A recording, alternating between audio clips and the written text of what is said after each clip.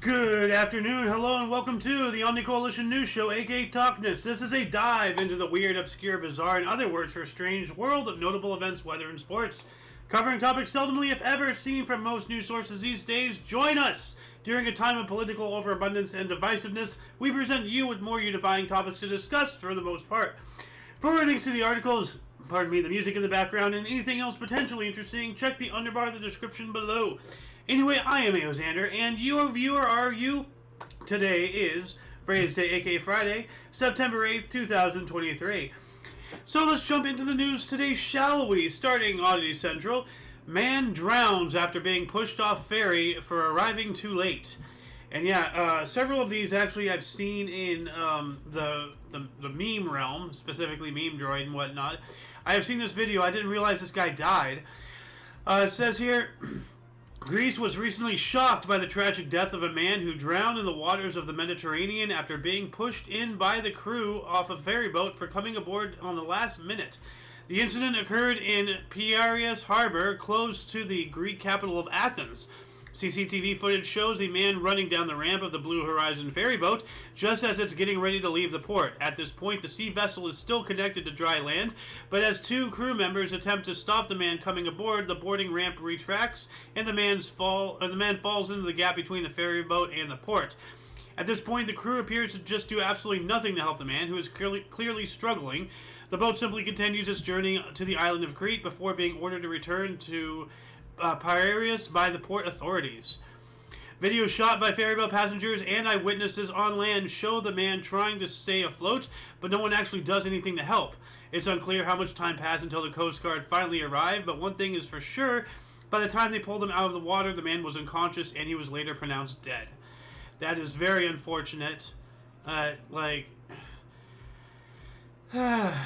mean, you know, they should have done something to help in the very least. Like, I understand you have a schedule, the guy was late, you know, he was wrong on that, but, like, you know, they just let him die. Like, that's just heartless. And I've been noticing a really, really gross trend in humans lately, and people are just becoming more and more heartless. And it's really, really sad. But for further reading on this article, and because there is quite a bit more here, and of course all the other articles are already down in the description, the underbar below. We got to move up, though. We have more from Oddity Central. Workers smash shortcut through Great Wall of China because they got tired of going around it. Yeah, this has been going around the mainstream news on YouTube, at least. You know, all the big guys like, you know, Tim Pool and probably has talked about it. Benny Johnson, I believe, spoke about it. Liberal Hive Mind or Salty Cracker, one of those two, I know, spoke about it. And this is just ridiculous. So, two Chinese workers were recently arrested for irreparably damaging a section of the Great Wall of China by smashing through it with a heavy machinery to create a shortcut. It was an excavator. They were trying to get it somewhere, and the wall was in the way, so they just used the excavator to destroy the wall. So China's Great Wall, one of the very few man-made structures visible from space, was built over several centuries from the 3rd century BC. Long sections of the giant structures are still around today and are protected as heritage sites, but that did not stop two ignorant workers from simply smashing through a part of it that just happened to be in their way. The two suspects, a 38-year-old man and a 55-year-old woman, were working near the affected area and got tired of having to go around the wall in order to reach their destination. They decided to extend a gap in the centuries-old structure to then drive their excavator straight through instead of going around. Lazy fuckers. Like, I hope they get, you know, the death penalty. They deserve that, you know. Like, say what you want about China. I'm not too happy with them right now, but the Great Wall is something that should be cherished and beloved by the entire world. And for them to just do that is just, they deserve to get exterminated. So, anyway, moving on up, more from Oddity Central. Doctor who studied 5,000 near-death experience cases claims there is life after death. A Kentucky oncologist who studied nearly 5,000 near-death experiences cases over the last 37 years claims that he has come to believe that there is certainly an afterlife. Jeffrey Long was an oncology resident when he first came across an article describing a near-death experience. He was studying how to best treat cancer using radiation at a library where he came across this fascinating case that ended up changing his life. Up to that point, he had been taught that people were either alive or dead, but there was this cardiologist describing the incredible experience of a patient who had died and then came back to life. Long was eager to learn more about near-death experiences, or NDEs, and he became so obsessed with them that after his residency he founded the Near-Death Experience Research Foundation, and he has since collected and studied thousands of NDEs. His conclusion: there is definitely life after death. Although every one of the over 4,800 near-death experiences he has studied over the last 3.5 decades is different, or everyone, many of them share certain patterns. For example, about 45% of people who have had near-death experiences also have had an out-of-body experience, which can be described as their consciousness separating from the physical body, usually hovering above. So, that's really interesting. This is interesting. Wow. You know what? I'm going to put this in the peanut, actually, right now. Where is Discord? There we go. Like, I definitely want to talk about this, because this is incredible. So, let's move on up. What else do we got? The world's oldest living chicken is over 21 years old. That is one old chicken. Peanut, a chicken from a no-kill farm in Michigan, is the current Guinness World Record holder for the world's oldest chicken at 21 years, 156 days, and counting. Chickens have an average life expectancy of 5 to 8 years, so Peanut is somewhat of a Methuselah of the aviary world. On January 28, 2023, she was officially crowned the world's oldest chicken by Guinness World Records at the ripe age of 20 years and 272 days. She has since turned 21 and is in chasing the title of oldest chicken on recorded history. But the craziest thing about Peanut is that she almost never existed. 21 years ago, her owner was getting ready to throw a batch of rotten-looking eggs out and that had been abandoned into an alligator pond when she heard a faint chirp from one of them. This little chick was tiny to begin with, but it never grew past 1 pound, roughly 1/3 of the size of the other chickens on the farm, so Marcy named her Peanut. The Michigan native never imagined that the brown speckled chick would be with her and her husband for over 2 decades. They celebrated Peanut's birthday in May, and she's apparently as healthy and energetic as ever. So cool, old chicken. Alright. Moving on up, what else do we got here? 11,000 runners disqualified for cheating during Mexico Marathon. Oh, what?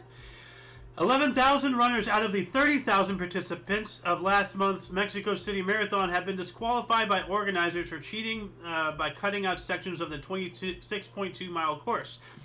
Marathon cheating is not exactly unheard of. In fact, it occurs at almost every major event, and offenders include some of the world's most acclaimed athletes, like Australian ultramarathon runner Josia Zakrzewski, who was accused of using a car during a race, or Kelly Agnew, who allegedly hid in a portable toilet to avoid running several race laps. However, this year's Mexico City Marathon may have set a record for the highest number of disqualifications due to suspected cheating. A whopping 11,000 runners, more than 1 out of 3 participants, were disqualified for using various means of transportation to cut out sections of the race. Wow. An investigation began when organizers received several complaints regarding runners using cars, public transport, and bikes to cheat during the race on August 27th. When checking data on the 5-kilometer trackers that monitor whether participants passed through all sections of the marathon, they found that thousands of runners had not actually completed the entire event. Wow. Wow. All right. Well, let's see. We got to move on because we have quite a bit of stories today. We actually we haven't done a news show in about a week, so yeah. And this only goes back to the 5th, so, we don't have that entire week here. Anyway, sick, lonely man is begging authorities to let him into prison. Well, just go commit a crime or something, bro. Like, a 60-year-old Spanish man who claims to be desperately lonely and suffering from serious health problems has been trying to be let into a state prison because he doesn't want to commit any crimes. Justo Marquez, a 60-year-old from Granada, Spain. Why can't I talk today? Has been standing outside the Alherian de la Torre prison in Malaga for days, hoping to be allowed inside. He has been photographed holding a sign that reads, "I want to go to prison," and he told journalists that he has already met with the prison warden who has so far denied this voluntary incarceration. Marquez, who reportedly suffers from cancer, depression, anxiety, and heart problems, said that he is desperate to stop being lonely 24 hours a day, and that prison is his best option to do that. Wow. Like, how awful is the world where people are, like, wanting to go to prison? I mean, like, I've heard stories, and, like, this is actually true. There is actually one case of someone who robbed a bank for $1 in order to get away from his wife, and he ended up being on house arrest. Like, that actually, I believe, happened, although I'm not sure. Maybe it was, like, a fake thing that, because of its hilariousness, blew up online, because that's rather an old story. But still, like, you know, people wanting to go to prison because, like, you know, they have nothing better in life. They have no hope. They have nothing. Like, it's 2023. You know, what's going on? What's going on? Earth, you are in trouble. Anyway, moving on up, more from Oddity Central. Bride ended up marrying father-in-law after groom fled from wedding. What? After an Indonesian groom disappeared on his wedding day, his father assumed responsibility and married the bride just so the expensive event would not be canceled. Wow. What was supposed to be the happiest day in one Indonesian woman's life quickly turned into a humiliating nightmare after her husband-to-be disappeared right on their wedding day. Well, maybe something happened.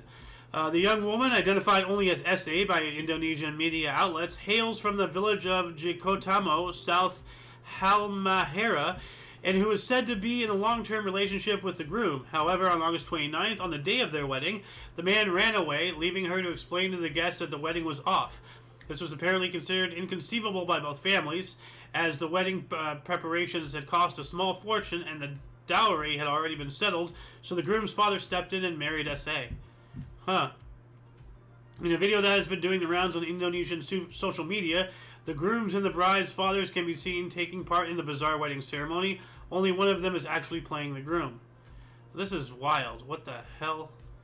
Okay, well, they're saying that he ran away, but earlier they said he disappeared. So, if anybody can follow up on this and tell me, like, what exactly did he just not show up, or did he actually, like, run away? Like, so. But we gotta continue on here. Woman stole a phone by chewing through the store's anti-theft cord. What are you, a beaver? Why, a rat? Unable to fight the desire for a phone that she could not afford to buy, a Chinese woman ended up stealing a new iPhone by ripping through the anti-theft cord with her teeth at an Apple store. What? The woman, surnamed Q, became the talk of the internet in China earlier this month after the security cameras at an Apple store in Fuzhou City, China's Fujian province, caught her stealing an iPhone in a rather unusual way. Footage that has since gone viral online shows the woman entering an electronics store and heading straight for the smartphone section, where she proceeds to inspect the device on display. She can be seen glancing around furtively to see if anyone else is around, before grabbing an iPhone and starting to chew on the anti-theft cord, securing the device to the display stand. If you ever messed around with the anti-theft cord on the display phone, you've probably accidentally triggered an annoyingly loud alarm. As you can imagine, ripping through the cord with your teeth has a similar effect. However, in this case, was lucky that the staff simply ignored the sound, thinking it was just a false alarm, and shut it off, allowing the woman to simply walk out with a stolen handheld. Wow. Yeah, later on they found the missing phone, notified the police. China's facial recognition technology is notoriously efficient. Yes, it is. And authorities managed to not only identify the woman in record time, but also place her in custody just minutes after she got home. Oh, wow, get screwed. Well, is this a video? So, like, yeah, okay. Oh. So, yeah, she's literally just chewing through it. Wow. Wow. That's ridiculous. And you know what? Those things have GPS. They can track it. Like, you're literally, like, taking something that they will know where it's at all times. Like, and you probably can't activate it. You need a SIM card, you know? You're going to do all that yourself? I think that requires proprietary machines. I don't know. It's an Apple product, so... Anyway, moving on up to UPI, aka UPI. Yoga classes, meditation exercise, confused for ritual mass murder scene. Yeah, they all look, annihilated. Police descended on a community space in Britain where some local dog walkers mistook a yoga class's group meditation exercise for the results of a ritual mass murder. Oh my god. The Sea Sweep Cafe at the North Sea Observatory in Chapel Street, Leonards, England, detailed the unusual incident in a Facebook post. The class's teacher, Millie Laws, wrote on her Unity Yoga Facebook page that police were called when some local dog walkers mistook the scene for a ritual mass murder. Oh my god. Oh, that's hilarious.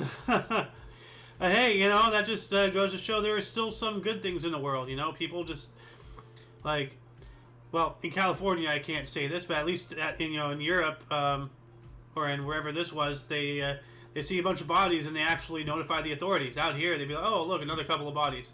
Anyway, let's go to Starbucks and get a Frappiato. Anyway, more from UPI. Rescuers move 5,000-pound concrete slab to rescue kitten. Stuff like this keeps happening, and like we are teaching these animals to be dependent on us. We got to, like, if they're stupid and they get themselves caught in things, let natural selection. Wean out the weak. Like mold them into things that can survive the city, because the city ain't going until we go. So until then, we gotta help animals by not helping them at all. But anyway, it says here, animal rescuers in New York said they had to lift a 5,000-pound slab of concrete to rescue a kitten trapped 30 feet down a drain.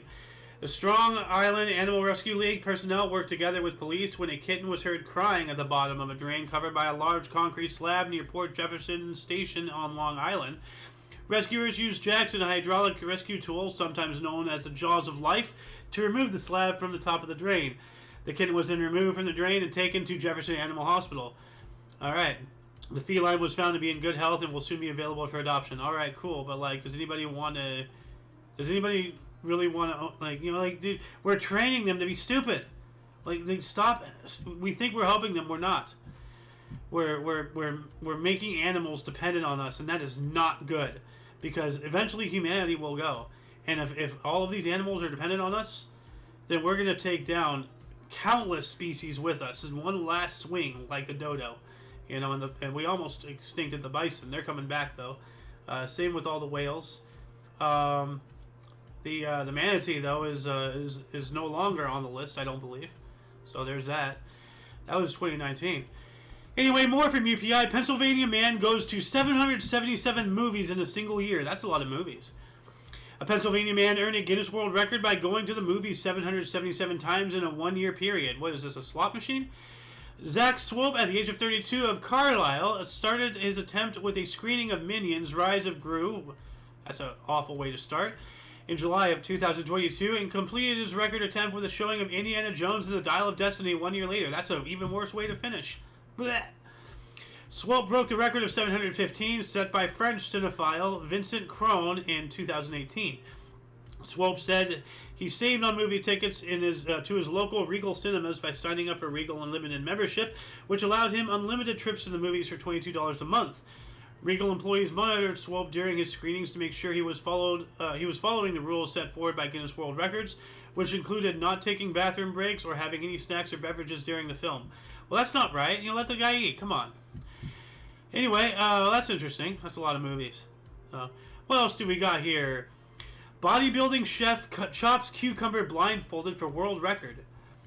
A Canadian chef known for his knife skills broke a Guinness World Record by chopping 166 slices of cucumber in 30 seconds while wearing a blindfold. Wallace Wong, a chef and bodybuilder known as a six-pack chef on TikTok, put his chopping skills to the test for an episode of Guinness World Records' Italian TV series Le Show des Records. Wong donned a blindfold and chopped some long strips of halved cucumber into 166 thin slices in the 30-second time period. Alright, well, let's take a look. Oh, yeah, bandage. Whoa! Wow. Like, he's, like, right there with his finger. That is... Alright, well, that's pretty cool. What else do we have here? Beyonce fan goes into labor during California concert. What? A Beyonce concert in California became extra memorable for one fan when she went into labor during the superstar's performance. Sarah Frances Jones, an actor and dancer who has appeared in films including Honey and Hairspray, said she and her partner, the neighborhood actor Marshall Spears, were attending Beyonce's concert Monday night at the SoFi Stadium in Inglewood when she started having contractions a few days before her date. Jones and Spears said they both initially thought the cause was Braxton Hicks or false labor. The couple determined while leaving the concert that Jones might actually be in labor. Baby Nola arrived on September 5th, missing out on sharing Beyonce's September 4th birthday by only a few hours. Oh, wow. The couple chronicled their journey from the concert to Nola's birth on Instagram. Alright, well that's interesting. So, I don't know why you're going to a concert so pregnant. Like, that's not intelligent.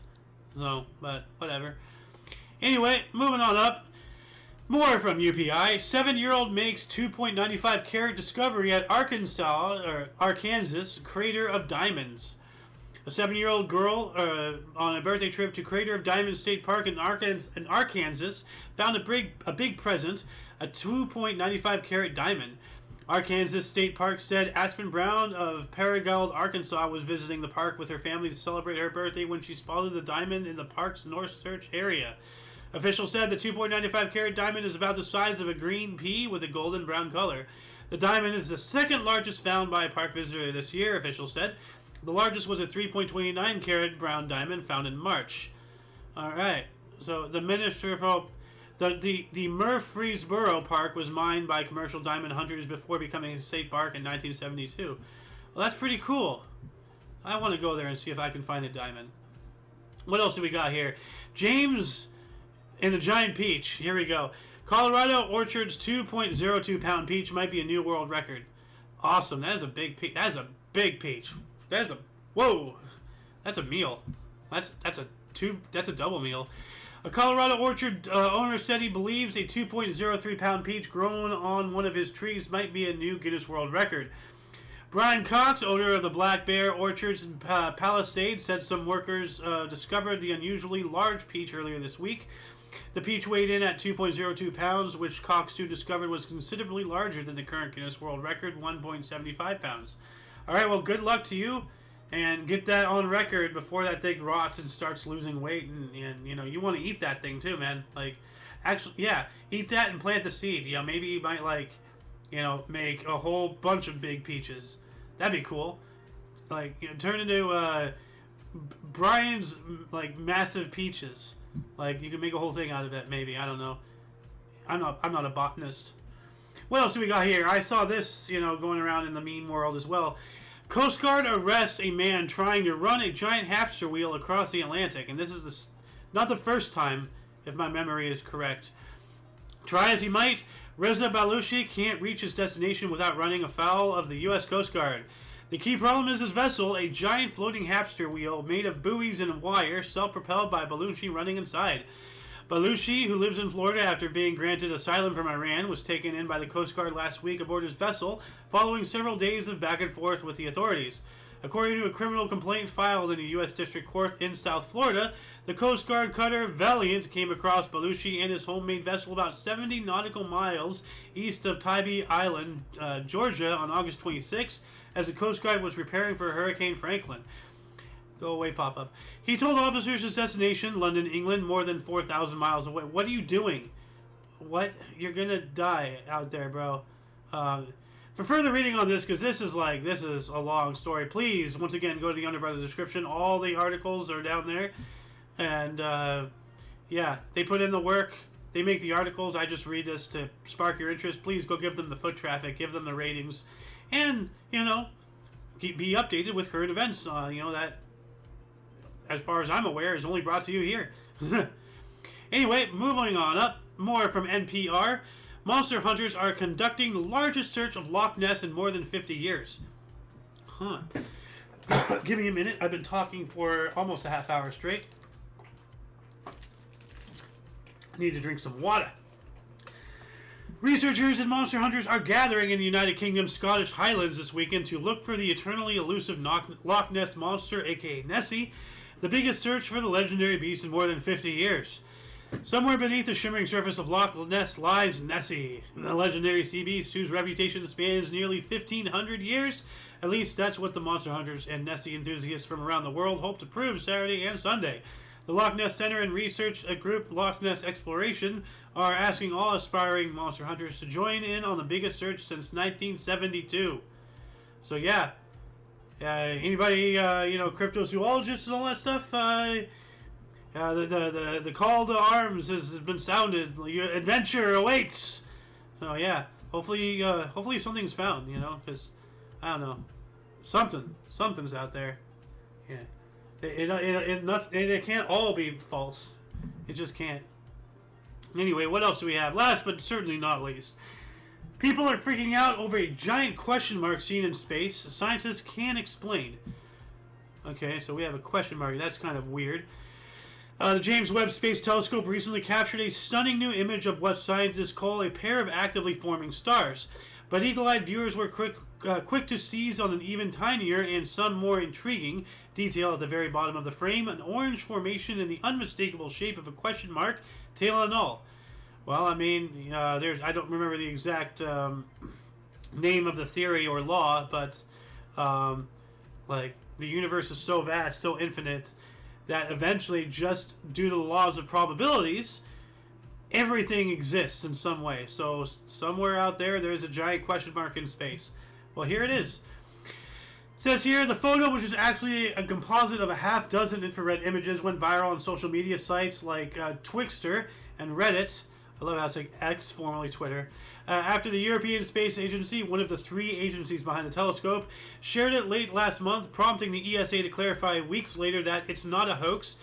The photo shows a tightly bound pair of young stars known as Herbig Haro 4647, surrounded by a disk of gas and dust and dotted by distant galaxies and stars in the background.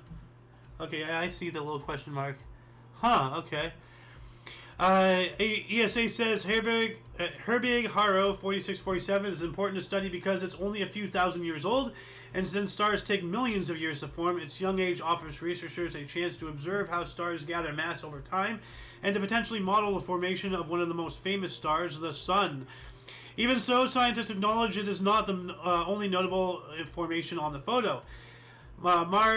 Macarena Garcia Marin, a Webb project scientist with the Space Telescope Science Institute in Baltimore, which manages the telescope's science operations, told NPR in an email that the question mark is a great example of how, with Webb, no matter what you're looking at, you can have surprises in the background. So what exactly is it here?